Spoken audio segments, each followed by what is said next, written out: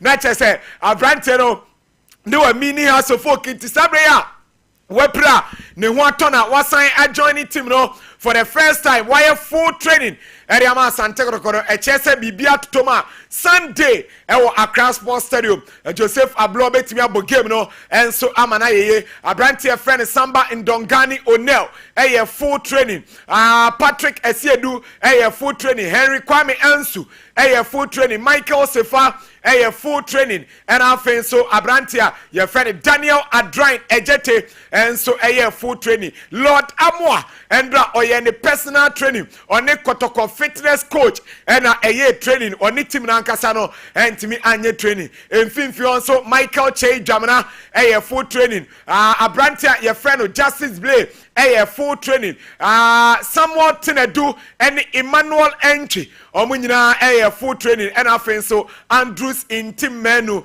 and so a full training attackers no Babaya a full training Sansona Abrantia your friend Elvis Cheba for also a full training Fernando Wisdom Bassi a full training afenso Albert Amwa Samson Eduku and Kwame Poku omunyina enso a full training Saka Dauda and one training with the team Peter Aqua Amidu and so any team no anye training and afenso Abrantia your friend Isaac Minta Kwesia Sante omunyina endra omonso entimi anye training Asante Roko medical team ne ehwe ni mu se acha Friday die Abrantie your friend Lord Amwa obetimi apase ne test no na ono nso abeka team no ede amakuma se Asante Roko nti wei adako ja che reporter yede ebro na Sompa TV ahead of Super Crash no de bia ye bewura mu adako ja che na fenso yetimi amamo update said be Sunday game no enso ebetimi abaso ewo Accra Sports Stadium ewo hono na Asante Konsem na mu no chairman former chairman obi secretary edin sem kakra to o se Asante Kotoko supporters there yade say Africa na your standard enti Asante Kotoko ebo Africa supporters no ombeba yes sir Kotoko Africa the park is almost 80 to 100% capacity nipa ko Jova Kotoko supporters are omuke sinetaka team no every season they are no Champions League either Confederation or Champions League no but what do you see it me ko all Tanzania ba ye ba mu ba akokra na it me qualify the group stages no poni akwenu yen sia ye ma ye hwe because ni na eno Asante Kotoko former chairman obi secretary ene de sansem no enso etudwa no na Danlad Ibrahim Abrantie we no wabeye adwuma de ama Asante Kotoko boboko ni ye pa wabesom boboko no ochema ono de na bra bom nyina Asante Kotoko adaroma ene wadu pempenso a wadu nti ene se Asante Kotoko mpanyimfo ehu ni modern bo a obo Ethiopia clean sheet best 14 wanya eho no omoto omonsa frena obe consider than team bia. Okay, Asante dey say I win in Mafuma and America crown am the beba because Asante Kotoko the Asante Kotoko Ayama no is I can't explain because Kotoko na ama than lad me my than lad all my career near Kotoko because Kotoko na a mommy platform na me do under 17 under 20 everywhere nti se Kotoko tun in frame and I say bia or the offer bar there might be a consideration for Kotoko at itself as a club because of Niama Amaya Amame compared to maybe different clubs. Yeah, so why? Eno Danlad Ibrahim former Asante Kotoko goalkeeper former captain and de sansem no enso to yanim no na Asante Kotoko fans ni bi ananu yomni Adriana Stars bowie no eno mu chempa dia baba yaya oba Asante Kotoko no Sunday no eno mu se baba yaya omnim ni kimfesa no wasan so ababiem first half no you could see say baba yaya I was even saying it I saw baba yaya na na ehunu no ono na na oboboy na well now you could see say the flair and then the control, the passes, everything was going on perfectly for Baba Yaya. But previously near Winisa and Jimela and the game no Baba was matching the game. Our first hour he was giving all the distribution, you were doing all the distribution. And I read the second third, maybe do Biana quarter a third, not on the edge man and Tibabaya na Uniba. Meaning says to us say things will go on well for Koto. Eno Asante ko player your friend Baba ya and our supporters no edini ho dance yes Sunday na adwuma oyeye ono na ye assist no and so edema Kwame Poko na Prince Bedu esi akan edema Nations FC abrante no ere nsama tudwa o se omo de omanima na omo hwe omo rest of the matches no omo hwe se omo be wini ni nyina. Said Uncle Ponto, I can't want me a shilling in a TDA show be the answer. We are going to match after match. Sure, said and no Prince Bedouin to match after match. And now you can say the Prince. Ekoba said the Anachas a Ghana Premier League, no more Jesse Munaso. On the Ukraine, some Ukramanka, Oshe, so like Yanka say, any crowd break. Say, me for the ultimate, nothing but the league. The all matches in your corner all out. Yeah, share all matches. And no Prince Bedu midfielder Edema Nations FC this season. Abranteno or one of the best in the league. And Odesan Semino and so Tujano na Adese chairman Edema Rag Referees Association of Ghana George Seja and so Edin Sam Atuja or say Adese Omunya Omadwe so Omobeko strike bia esan say Omon sama ha omuno omadinkan ere akoto mpanyimfo anim. Ese be kwatraka. Ye je kwatraka ya dia asemi na koma mpanyimfo ne se omunhwe na omunka asemi nyina mianhwe ha wo ga de issue so. Adile kakra mom de. Me ne say dey am kata guys ne say adile kakra but it is always better we delay a little to do the right thing. Naka yetena say then we affirm everything. Ye bibia pepe na say nyina gituma. Then we look at it, but we need immediate action for an increment in the match officiating fees because the referees are suffering. Eno Mr. George Seja ono na referees for ni nyina no omo ba no deni eno de sansem no enso atudwa no na madam anase coach Joyce Bote AJ ono head coach edema national under 15 female team no or the nsam atudwa afa emeba aba no omo foundation no ehu na bigidi that foundation where you build no a very good foundation for everything across on the continent and even in the world as a whole.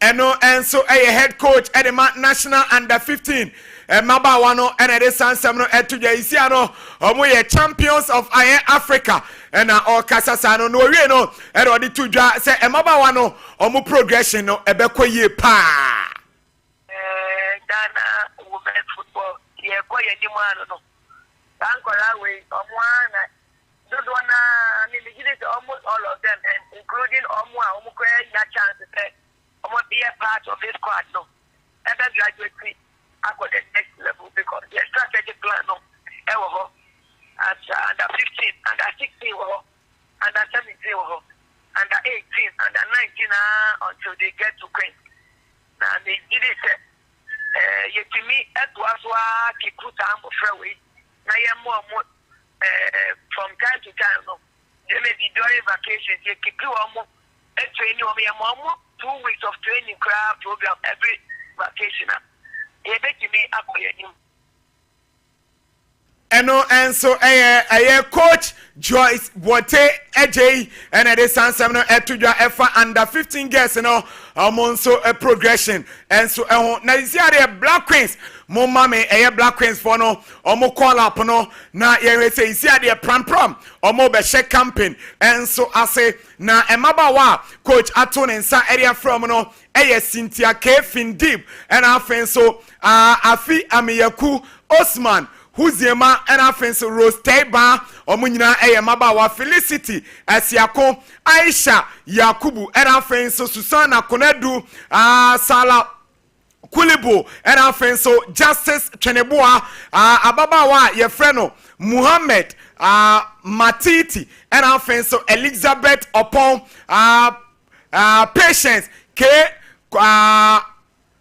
Kunduk and afenso Muhammad Wasima Abigail Apia and afenso Deborah Efriye Helena Obey Yakubu Fidos and afenso Nancy Amo Princess Mafo and afenso Priscilla Adobia Alice Kusi and afenso Celestina Boy afenso Abrabawa your friend Ibrahim Osana and afenso Asana and afenso Grace Enima Abdullahi Bintu and afenso Mariam Yunus and afenso Ya Abrefi Abigail Tutua and afenso Sandra Ansa Felicia Ej and Mary Beko and Sarah Nyaku we and Emabawa coach ato onensa area from second no and so intime and shas ye el honomo na eyade sesisiano ye corner fenso ember power ede amanone nsem no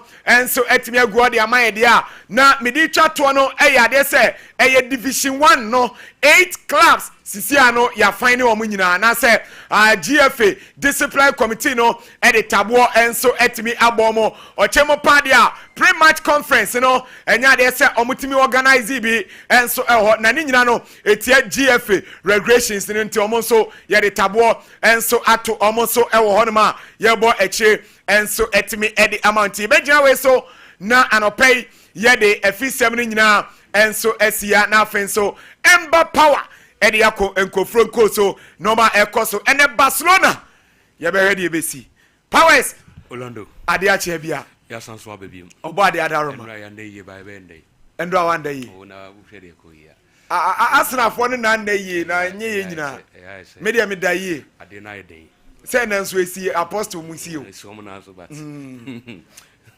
aso mo ojide kakra sa mo ojide o musi Italian defense neighbor ano de on drew anye like me ya mama say Spanish attack e be how and so be siako ba yenwurem na yendin komo okay powers ye konkrofon kroso eda no pen ye de amano nsama hodo na dia ba be pato ma renfisa UEFA Champions League no matches match kese e koso enra ehon sampi no na eba moma me ayam goal no na me ndi won komo ententententem wodim sa basa boboku no enra anade no mbobo mu game ba enra sa kense na koso Arsenal ewo fie e ma PG e be betwa mo aka ba ko mo ntumante no wodim sa game no bibie wo mu no yes numbers and statistics do one no echo ademabobo kwa ne din ade aye PG esansan in terms of ball possession, PG Bobokon above 51%, us against Arsenal 49. In terms of total attempt, you know, PG make 11, us against Arsenal 10.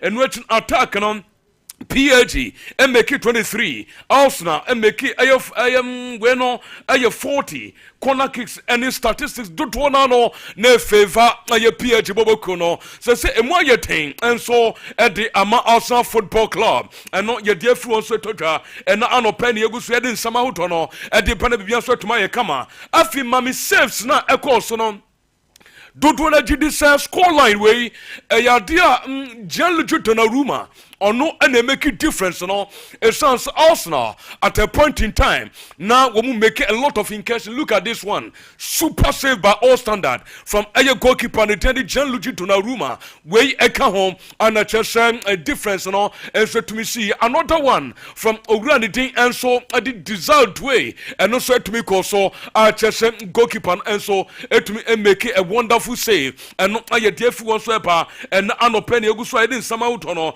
and so for man of the match Ekoi Edema a player first Vitinha na share ewo Sompa television so emra na man of the match a trophy no enunye enra super performance so say bobo kwa the PH no do na gidisan the best in so far ewo Champions League no a sansa a free goalkeeper Gianluigi Donnarumma edi kokosi last man on the pitch it does say Bradley Bacola won shade hu any player ubeyi na film obiano performance juma attention call at the amabobo quality PhD se tutuna jis coach and the Luis Enrique Martinez Garcia or no ano was say upon abaso e sense waka England clubs in a good time Orlando Williams so far PhD aso Aston Villa this season was Manchester City as Liverpool and now the Arsenal and some at the all the top clubs are more England this season PhD Bobo Konatiamo and no yet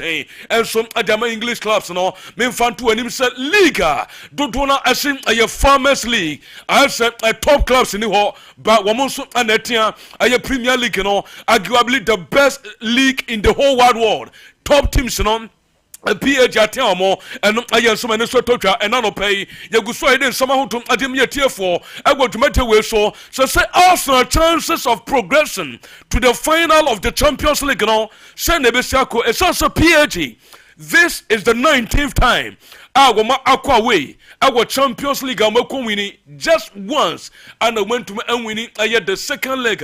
We moving against Manchester United. Yanko Payatum 9:30. Yatana said the details and they are coming now, and soon I bet to my pen be answered to my kama, and I yet total no. Men twas women concern from more. Me pacho, I run for more. Mumwame with Martin Odegaard ne somebody tutor after the game ne Martin Odegaard kakra or then somebody tutor or see we have to take the lesson from today and make sure we bounce back in the second leg yente Martin Odegaard. Tim, what's the feeling like in the dressing room after that? Yeah, disappointed. I think with the result, we wanted to win here today and get off to a better start, but yeah, at the same time we have to be convinced still that we can turn around. And yeah, we have to take the lessons from today, learn from this game, analyze it, and make sure we bounce back in the second leg. I think that's the feeling in the squad now. Your manager said fine margins in this game. Of course, he came close, but you said there were lessons to learn. What lessons did you feel? Is it that maybe performances weren't up to standard? Enti eno aye captain aye Martin Odegaard a senior say said too much eno aye apostle and some of the tuja and so no but am Renfi so Mikel Arteta coach and also Kasai Runford Meyenti or say this has been the Premier League teams Man City, Aston Villa, Liverpool, and you can't dominate them for 95 minutes. Forget about it. Munchai kura munchaso. One of the best is beating. Before the match, Declan Rice has picked up saying if we don't. Before the match, Declan Rice has picked up saying if we don't have the ball, we die. Was the message from you to your players about having control about every single minute against this PSG? You cannot. Again, this is one of the best. Is beating all the English teams, the best teams in this country. So you cannot dominate this team 95 minutes. Impossible. Forget about it. And you have to understand what means dominating them and in which area. Enti eno your coach I first Mikel Arteta and some or the two Ejano. So forget about it. Say Tima, also all the top clubs were England. You can't dominate them for 95 minutes. But Ojidi said Yadia return fixture because so and so I will a Paris be able to Messi and Ayateta and some of the bar and Anope and they go side the stories more. At the mere for Runford Skipper, not Mommy Clinton Morrison and some of the two Ojidi Arsenal they have what it takes. Some Beko Paris Ekweko winning is also the same thing and of course Santiago Bernabeu Quatia Real Madrid Yentieno. Better chance. They were against a good PSG team. I don't think Arsenal did much wrong. I just think it was a very close game. But PSG created probably the better chances. Arsenal did create a few chances, but Donnarumma was in fantastic form. But I just think the difference between the two teams was the pace on the counter-attack. PSG, their front three caused Arsenal a lot of problems. Even Barcola, when he came on, had a golden opportunity. And you look at it with Martinelli, had a great opportunity, but didn't really stretch him behind. So they didn't really trouble Hakimi. And Mendes done a good job on.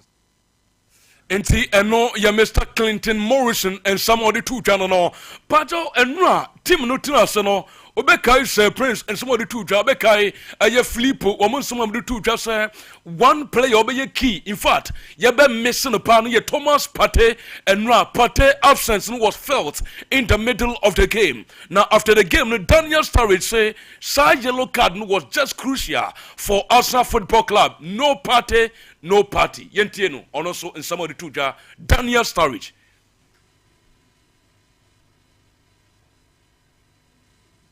Okay, yeah, she say Benya Daniel Abba. The yellow card for Partey. It proves costly this leg. It was no Partey, no party. It's, for me.